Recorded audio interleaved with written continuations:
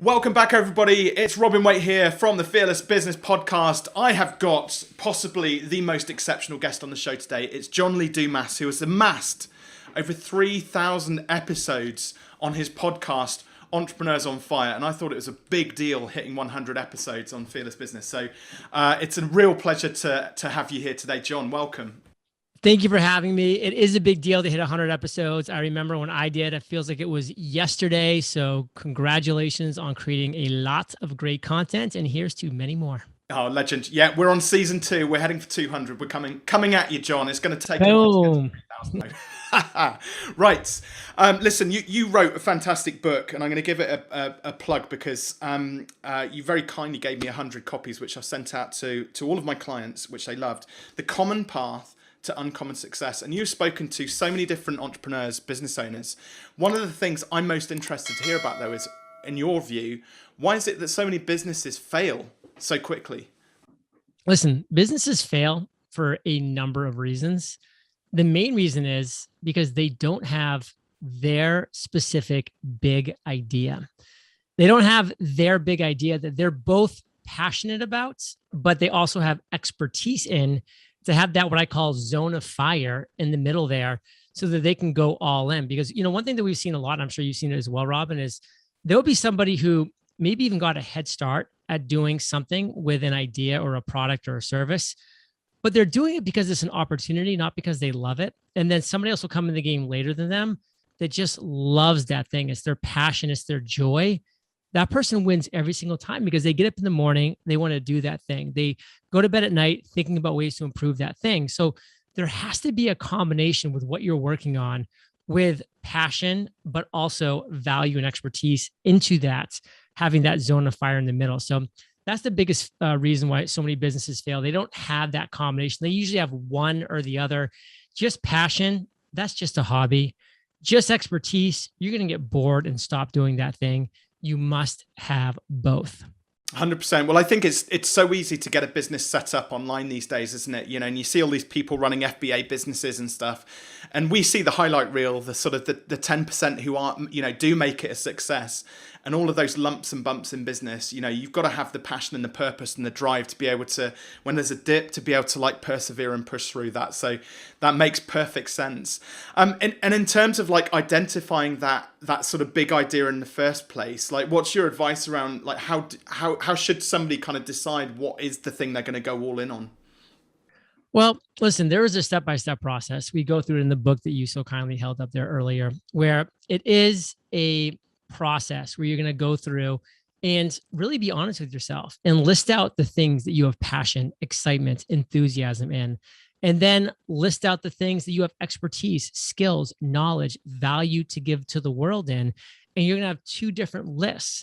And then you need to figure out within those 2 lists, what's the overlap? How do those commingle? How does the 3rd thing on your passion list match up with the 7th thing on your skills list? How could those become something? And that's really where you're going to find that middle ground, that zone of fire. And that's where you're going to really want to go all in and use my favorite word, which is focus, follow one course until success. And when you do that, when you focus and you follow one course until success, it's not if, it's just when you will find your version of success. So it's all about just swinging the odds in your favor as best as you can. And an example of this I always use is Rovio, who created Angry Birds. It was that was their 246th app or something, which they developed. They just kept on persevering and focusing on, creating killer apps until they found one that was super successful. And I haven't played Angry Birds in a long time, but that was an amazing app when they came out. I mean, they just nailed it.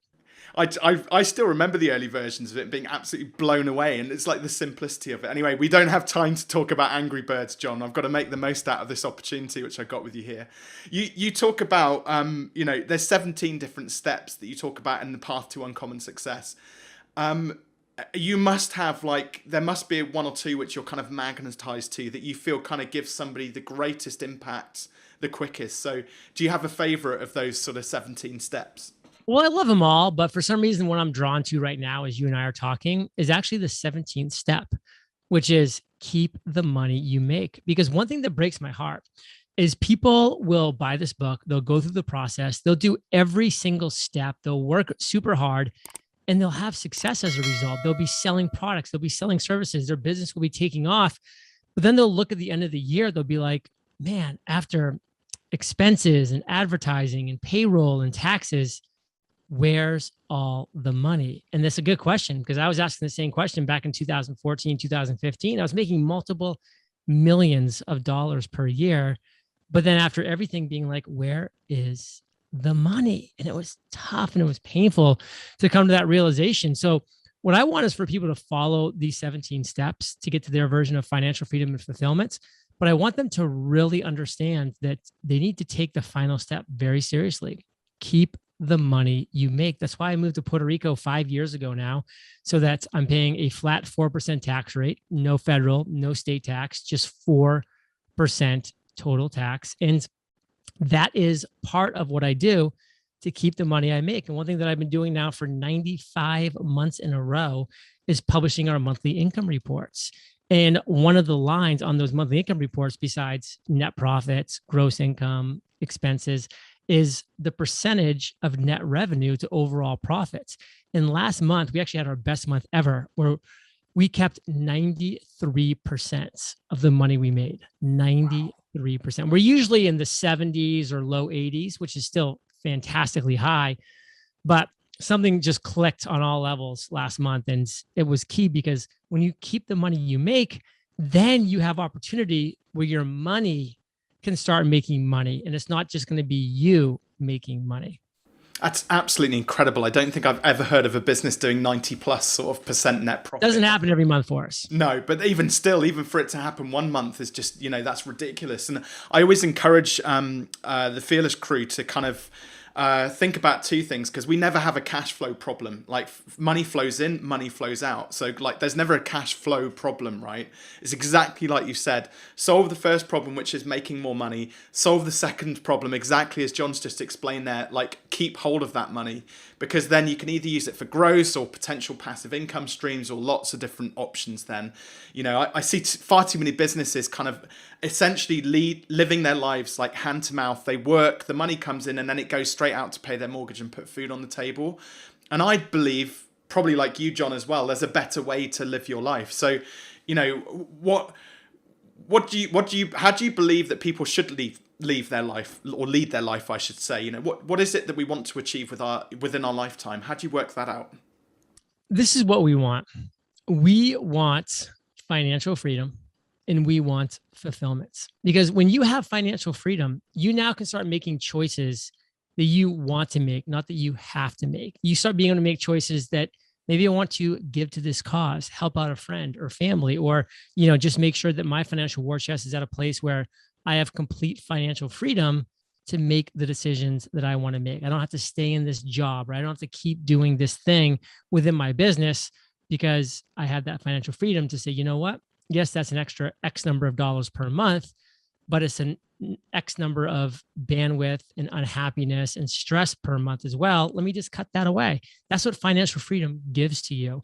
And just having financial freedom alone is not enough. Like you need that second component, which is fulfillment, which is actually waking up in the morning and saying, I feel good about what I'm doing, about the impact that I'm making, about the lives that I'm changing, about the fact that my voice, the message, the mission that I want to share with the world is actually fulfilling me, because it's impacting others in a positive way, which is why I always love that Albert Einstein quote, try not to become a person of success, but rather a person of value. Because if you are a person of value, you will be fulfilled, because you are adding value to other people's lives.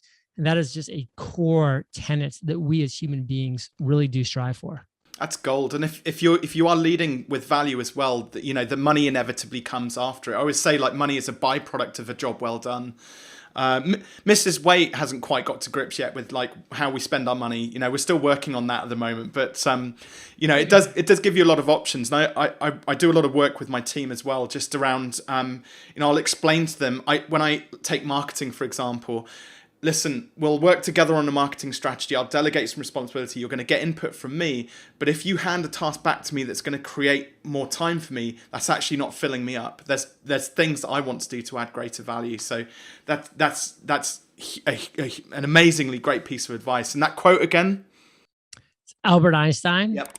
try not to become a person of success, but rather a person of value.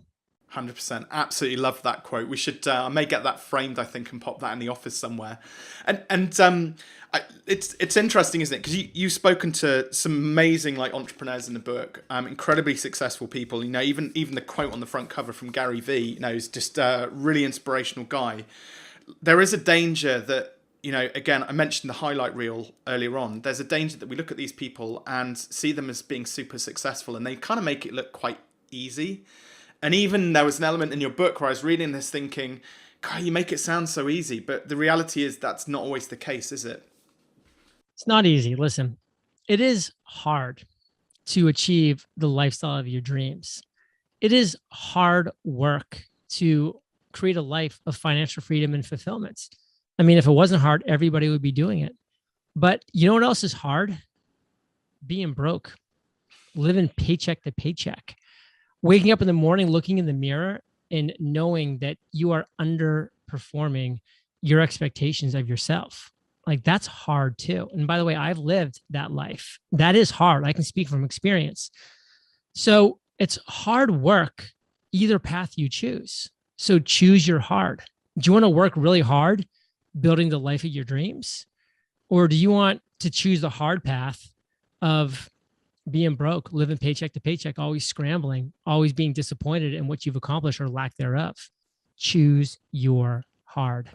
Yeah, I'm going to push back slightly here because I think there's an element of like obviously we've got to lean into the hard work. I think people are much more motivated when they've lost everything and now they've got to get it back because they've been there, and it gives them the drive and determination to really push forward. I think that sometimes some people do have it too easy and they lose it all and they don't quite know how to deal with it. So I think you got to get the balance right, haven't you, of like what drives you, where your motivation comes from. I think the biggest gift a parent can give a child is not giving them financial freedom. Because if you're given financial freedom and you didn't work for it, it means nothing to you. You don't understand it. And then, you know, you'll probably lose it and then you'll be, you know, skillless. So I still look back and think one of the biggest and best gifts that my parents gave me was a happy home for 18 years, an education, a kick in the right direction. And then that was it. And like, I can look back now and say everything that I built through my hard work, through my mistakes, because I made plenty of those, through my false starts, through my struggles. It has got me to where I am today. So to me, when parents are just like, oh, I'm just working so hard so my kids never have to work hard like me, I'm just like setting them up for massive, massive failure. Yeah, well, not just them, but it's generations to come, isn't it? And I made a firm commitment with my daughters, they're 7 and 5 now, to make sure that when they grow up, they're money wise, they understand about wealth and where money comes from, and they can kind of start to figure this stuff out for themselves. But we're by no means going to give them a trust fund and kind of, you know, send them on their way. Because I learned, my dad put a hammer in my hand when I was 15 and he taught me how to build stuff, you know, and I've renovated cottages, I built the studio I'm in, and I'm incredibly proud of that. And I know that my family and future generations, I hope, will be. So John, that's an incredible share there, like very honest of you. And I appreciate you you coming onto the show, onto the Fearless Business Podcast, and sharing that with us. Listen, I know you've got to dash. It's been an absolute pleasure and an honor. Tell us more about the book, how people can get hold of you, how people can get hold of the book. And I'd love to hear what you're kind of working on next as well, if that's possible, if we have time. Check out Entrepreneurs on Fire, the podcast. Check out the book at uncommonsuccessbook.com. The book is called The Common Path to Uncommon Success. So uncommonsuccessbook.com. And right now I'm just working on hanging out, relaxing, enjoying the rest of 2021. And thank you for having me on the show today. Nice. It's been such a pleasure. Thank you, John.